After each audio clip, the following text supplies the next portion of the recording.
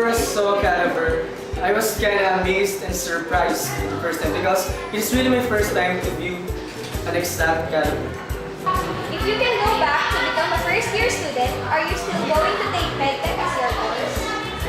Yeah, sure, because I'm taking the medtech course as my pre-med, and according to what I heard from other people, according to what I experienced as a third-year medtech student, I really think that it is a pretty good pre-med course.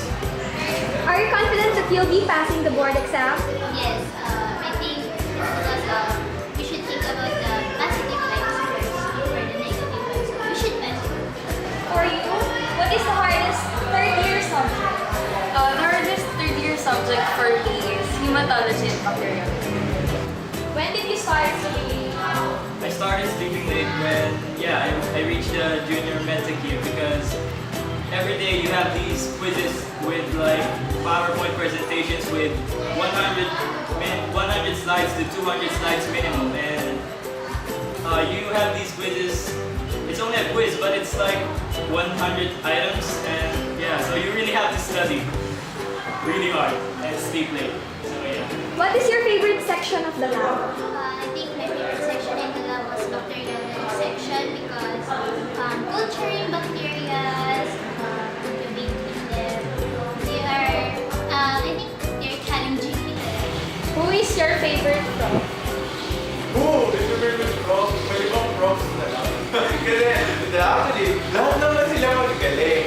Lahat ng mga naging profs namin at medtech, lahat sila may iba-ibang parang iba-ibang way ng My favorite prof is Arlene, Sir Basi. Sir Marvin. My favorite prof is Sir Marvin Pasa.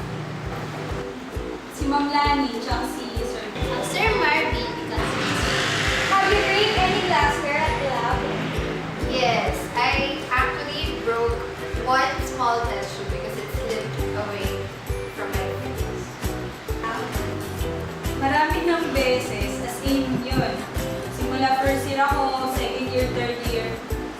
Consistent, hanggang ngayon na fourth year na ako eh. Consistent talaga, may nababasa talaga ako. Test tube, beakers, gano'n. For namin. Precious or study phase when taking MedTech course? Yung first, bago ako mag-start mag-college, gusto ko talaga mag-Doctor of Medicine. Then sabi ng parents ko na best pre-med yung MedTech. Yung first year na pumasok ako ng MedTech, okay pa. Then yung second year, nag-take na ako ng anatomy, medyo nahihirapan na. Then second sem, statistics.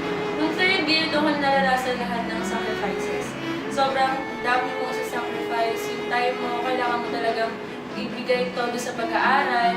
Then, pero sa lahat ng sacrifices ko na mas na-motivate ako sa sarili ko na kapag nahihirapan ako, mas gusto ko mag-pursue. Mas lalo na dun sa mga naririnig ko sa mga professors ko, katulad kay Sir B, kay Sir Marvin, na katulad ni Sir B na nagbibigay siya every time sa amin kapag lesson ng mga words of wisdom niya. Mas na-motivate yung sarili ko na gusto ko rin ma-achieve yung mga na-achieve nila. And ngayon na prior to internship ako, syempre, mas gusto ko na maranasan yung internship. Then, mas motivate yung sarili ko na ipasupport yung business. Actually, I am being motivated to the fact that I have to do motivation. At least, una, hindi ko alam kung ano talaga yung medtech course. Pero nung kasi sa mga parents ko, so yun, kaya ako dito. Tapos, nung freshman ako, nandito to medtech, doon ko nalaman kung ano talaga yung ginagawa ng isang medical technology. What is your best experience as a medical technology student?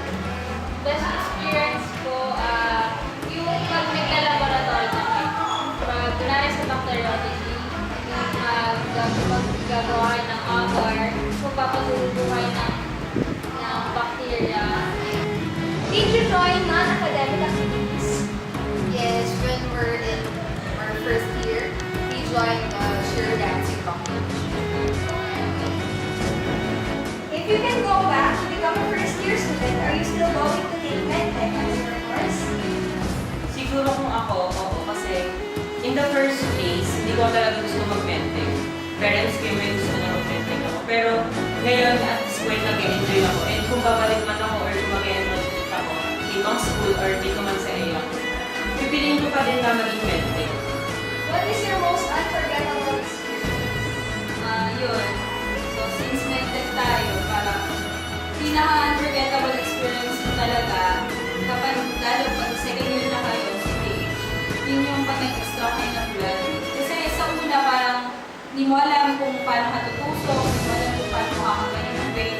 Pero pag obtain mo na yung blood, parang fulfillment yun sa'yo. What is your most disgusting experience in the lab?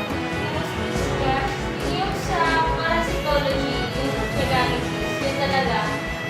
Kasi parang mag-exam kayo ng fecal nurse. Do you have any advice for the freshman medical technology students? Siguro yung magbibigay ko lang na advice sa mga first year na medtech is, i-pursue nyo lang yung pangarap nyo. Kasi sobrang, pagdadaanan nyo yung sobrang hirap, sobrang isipin nyo na mag-quit. Pero kapag tinuloy nyo yun, dun magbubunga yung paghihirap na sinacrifice. My advice for the freshmen, the medical technology students, is to have proper time management and prioritize your studies. Kasi ngayon pa lang freshman na kayo, so you have to practice proper study habits talaga. And you have to read every day, read your lessons every day. Advice ko para sa mga freshmen, sa umpisa, kala nyo madali lang. First year kasi ako, feeling ko nag-petics ako nun. So first year petics, magala ako pag break time, di ako masyadong nag-review. Tapos itong nagpapot ako sa second year, third year, doon ko na-experience na nalaman ko na hindi lang pala isa or dalawang subjects ako nahihirapan. Pwede ako mahirapan sa lahat ng subjects. So, ang ginawa ko lang, parang nag-aaral ako ng time management talaga. Doon ako nag-umpisa ng time management. So, yung advice ko siguro is, para sa yung mga freshmen, huwag kayo mag-discourage. Kung may narinig kayong mga bawal, ipapahit lang, ang hirap ng ganito, ang hirap ng ganyan, bumagsak sa ganito, bumagsak sa ganyan. Okay lang yan kasi lahat naman tayo nagkakaroon ng ups and downs. And alam ko naman na kaya natin i-handle as medical students. Tsaka, ayun nga, para sa akin, sabi ko nga sa sarili ko, una-una lang yan, at nag-graduate ako. Advice for freshmen. Ngayon pa lang i-mindset nyo ng sarili nyo na i-motivate yung sarili sa pag-aral mo. Kahit minor pa lang yan, ibigay nyo lahat ng best mo. Kasi pagdating ng third year, marami talaga ako sa sacrifice. Eh, huwag mo nakalimutan lagi kay God. Kasi si God, lahat ng hirap na naranasan ko, sa kanya ko hindi natulong din. Sa mga advices guys, sa mga professor namin, nakakatulong siya ng alam. What is your favorite subject? CM, Masteron sa Microtheory. For me, my favorite subject is hematology. Why? Because I love blood, that's it. I love extracting blood, I love making blood fluids, and I'm amazed about these RBC morphologies and these diseases like leukemia and anemia. I am proud to be a med. I'm proud to be a medical technologist. I am proud to be a medical technologist. I'm proud to be medtech. I'm proud to be a medtech. I am proud to be a med. I am proud to be a medtech. I'm proud to be a medtech. I'm proud to be a mentor.